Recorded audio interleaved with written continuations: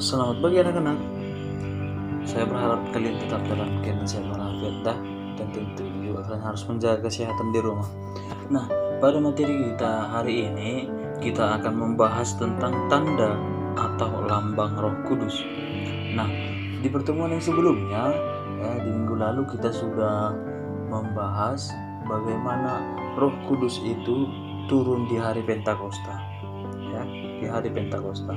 Nah, jadi pada hari ini kita akan membahas tentang tanda atau lambang Roh Kudus.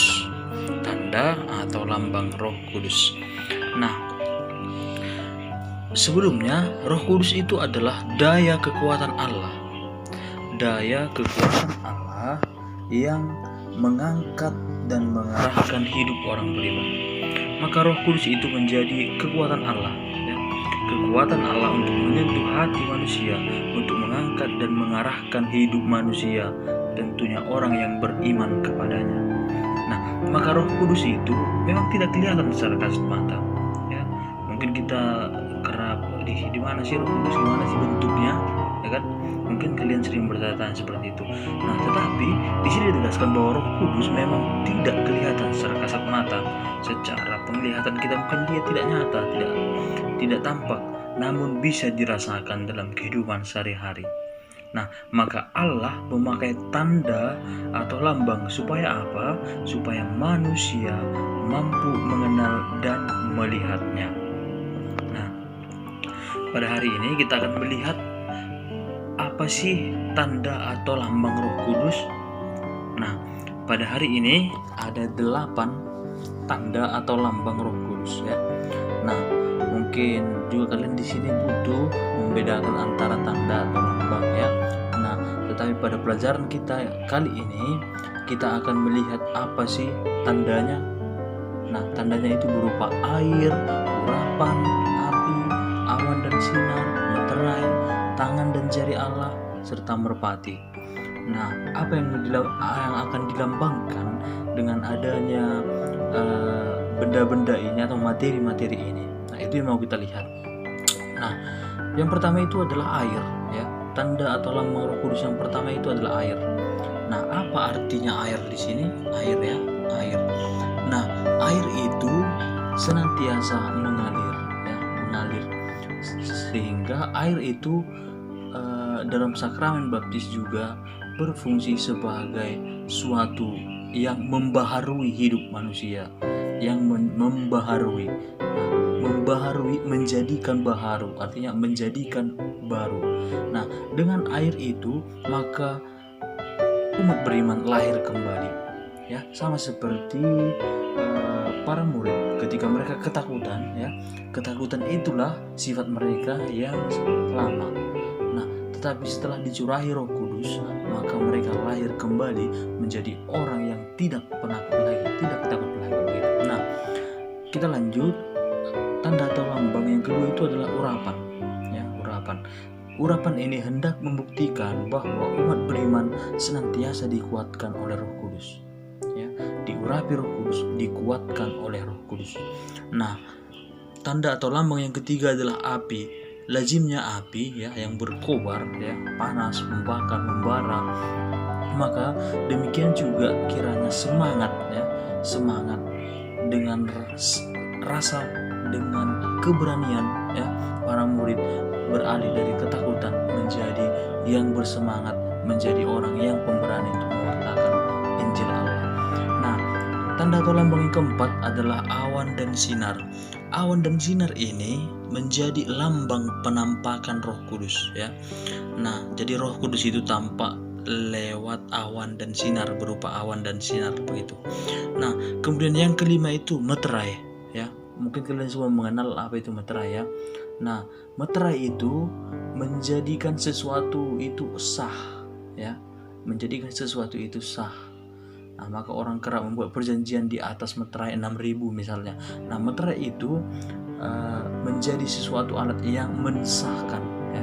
Maka dengan meterai ini, dengan pencurahan Roh Kudus, orang beriman dimeteraikan atau disahkan menjadi umat beriman yang mewartakan Injil. Nah, kemudian yang selanjutnya itu ada tangan ya, ada tangan. tetapi ini digabung tangan dan jari Allah. Tangan dan jari Allah ini digunakan Allah untuk memberkati manusia. Nah, maka dengan pencurahan Roh Kudus, Allah memberkati manusia, umat beriman. Dan yang tanda atau lambang Roh Kudus yang terakhir itu adalah merpati, ya. Roh Kudus itu turun dalam selain dalam lidah-lidah api, dalam bentuk lidah api, tapi dia juga turun dalam rupa burung merpati, seperti yang dialami Yesus ketika dia dibaptis, ya. Burung merpati ketika dia dibaptis di Sungai Yordan, burung merpati tampak, ya, itu menandakan bahwa Roh Kudus turun. Nah, oke, kita lanjut. Nah, setelah melihat tanda atau lambang Roh Kudus, sekarang kita akan melihat 7 karunia Roh Kudus. 7 karunia Roh Kudus. Nah, ada 7 karunia Roh Kudus. Roh kebijaksanaan, pengertian, nasihat, keperkasaan, pengenalan, takut akan Allah, dan roh kesalehan. Nah, kita akan melihat penjelasannya lebih mendalam. Nah, roh kebijaksanaan, apa itu roh kebijaksanaan? Roh kebijaksanaan itulah yang membuat manusia, ya, yang membuat manusia mengalami pengetahuan, memiliki pengetahuan akan Allah dan segala sesuatu yang berhubungan dengan Allah. Artinya dengan roh kebijaksanaan itu manusia disanggupkan, ya, manusia menjadi sanggup, menjadi mengerti, mengetahui bagaimana Allah dan segala sesuatu yang berhubungan dengan Allah. Nah, maka secara sederhana kebijaksanaan ini mengacu pada pengetahuan, pengertian, pemahaman, ya. Nah, oke.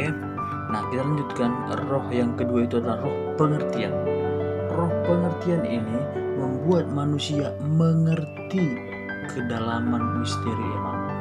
Artinya dengan roh ini, ya, roh ini manusia mengerti apa yang mereka imani, kenapa mereka beriman. Nah, inilah roh pengertian. Nah, itulah fungsinya, membuat manusia mengerti misteri imannya. Nah, maka roh pengertian itu seumpama sinar, ya, sinar matahari yang menerangi bumi. Demikian pula sinar menerangi akal budi manusia sehingga sungguh mengerti ajaran Kristus.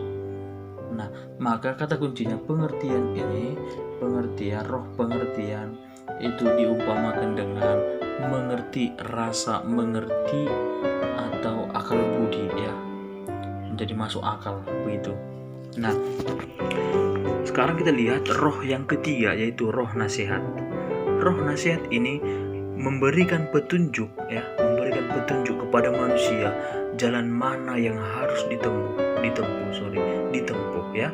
Nah, maka roh nasihat ini memberikan petunjuk. Nah, ketika manusia dalam kebimbangan, dalam keraguan, ya, untuk melakukan A atau B, nah, roh nasihat hadir di sini sehingga dia memberikan petunjuk kepada kita jalan mana sih yang harus kita lakukan. Nah, tentunya yang kita lakukan itu demi kemuliaan Allah, ya. Itu roh nasihat. Oke, kita lanjut. Yang keempat itulah roh keperkasaan, ya, keperkasaan. Roh keperkasaan ini menjadikan manusia berani, ya, menjadikan manusia berani untuk apa? Untuk mengejar yang baik dan tidak takut mengalami kesulitan-kesulitan, ya. Maka dengan roh keperkasaan ini sungguh manusia dari ketakutan, ya, dari ketakutan menjadi pemberani, menjadi berani untuk apa? Mengalami kesulitan-kesulitan, ya. Nah, ketika kalian juga ada dalam posisi ketakutan, ya, ketakutan, mungkin kalian menjadi tidak berani melakukan apa-apa. Nah, roh keperkasaan inilah yang berperan untuk menjadikan kita berani kembali. Nah, yang kelima adalah roh pengenalan. Nah, roh pengenalan ini akan memberikan kemampuan kepada manusia untuk apa? Untuk menilai ciptaan dengan semestinya. Nah, artinya roh pengenalan ini menjadikan antara pencipta, yaitu Allah, dan manusia itu relasinya harmonis, mereka saling mengenal, ya, begitu. Nah, roh yang keenam itu adalah roh takut akan Allah. Ya, takut akan Allah. Jangan kalian pikir takut di sini, ya, takut di sini artinya oh saya menjadi tidak berani, ya, saya mengurung diri, saya jangan, nanti saya takut, akhirnya tidak berani untuk berbuat apa-apa. Tetapi takut akan Allah di sini berarti ketakutan yang membawa pertobatan, ya. Nah, dengan ketakutan itu kita bertobat dan kita melaksanakan apa yang diperintahkan Allah. Nah, dan roh yang terakhir itu adalah roh kesalehan. Roh kesalehan itu membentuk hubungan kita dengan Allah sama seperti hubungan anak dengan bapaknya, ya. Maka roh kesalehan itu menuntut bagaimana kesediaan kita, ya, bagaimana hubungan kita sebagai umatnya dengan Bapa Allah, ya, dengan Allah kita.